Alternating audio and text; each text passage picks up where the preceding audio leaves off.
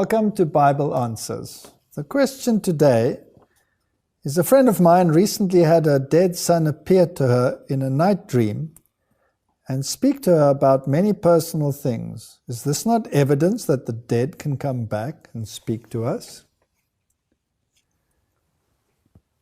The Bible refers to death as a state of sleeping. Jesus says, "Lazarus sleepeth. I go to wake him up." And the disciples thought he was talking about literal sleep, but he was speaking about his death. So he said to them plainly, "Lazarus is dead." And when he woke Lazarus up after 4 days in the grave, he was already decomposing. So Jesus is the way, the truth, and the life. And he is the one who has life within himself and can give it to others. But death is a state of sleep. Daniel is told finally that he will go his way, he will rest, and he will rise at the latter time. Now, the state of death is something that we have to study from the Bible, and we have to work from the simple texts to the more complicated one. We cannot base a doctrine on an obscure text. You must always work from the straightforward to the obscure. So when the Bible talks about the blood of Abel crying out from the ground, does it mean that the blood is literally crying, or does it mean it in a metaphorical sense? Obviously, it's not literal. Or when the souls are under the altar crying out, "How long, sovereign Lord, before you come and end the misery on this planet?" Are they literally under the altar? If they were, they would be most miserable, cramped up in that position. Obviously, their blood, like Abel's blood, is crying out and asking this question. If we turn to Job, and we read there in chapter 7, it says, "Oh, remember that my life is a breath. My eye will never again see good. The eye of him who sees me will see me no more. While your eyes are upon me, I shall no longer be. As the cloud disappears and vanishes away, so he who goes down to the grave does not come up. He shall never return to his house, nor shall his place know him anymore." That's pretty plain teaching. That is telling us what the state of death is. He is no longer breathing, he's no longer thinking, has no cognitive function.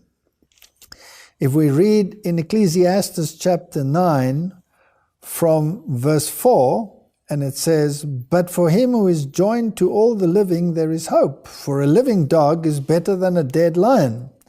For the living know that they will die, but the dead know nothing. And they have no more reward, for the memory of them is forgotten. Also their love, their hatred, their envy have now perished. Never more will they have a share in anything done under the sun." That's pretty plain teaching. So they know nothing. They are in a state of unconsciousness. If we read in verse 10, "Whatever your hand finds to do, do it with your might, for there is no work or device or knowledge or wisdom in the grave where you are going." So Jesus taught very plainly that resurrection is the time when people come back to life. If we go to John chapter 14, that famous verse where Jesus says, "Let not your hearts be troubled. You believe in God, believe also in me. In my Father's house are many mansions. If it were not so, I would have told you. I go to prepare a place for you.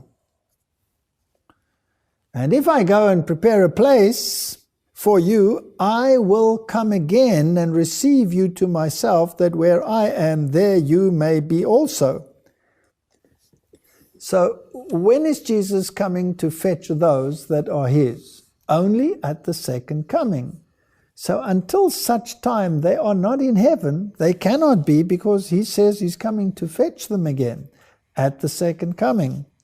So they are in a state of sleep. They know nothing.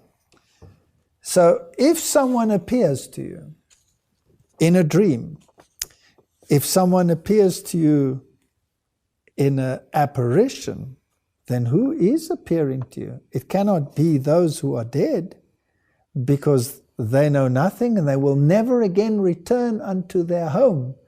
Then it must be a demon impersonating the one. And he will have a thorough knowledge of your circumstances and your life, and he will give the impression that he is impersonating, or that he is the son or the daughter or the husband or the wife. And the Bible tells us that we should have nothing to do with spiritism. To the law and to the testimony, if they speak not according to this word, they have no light in them. So the Bible admonishes us to believe the word, and therefore not to believe what apparitions say or spirits say to us.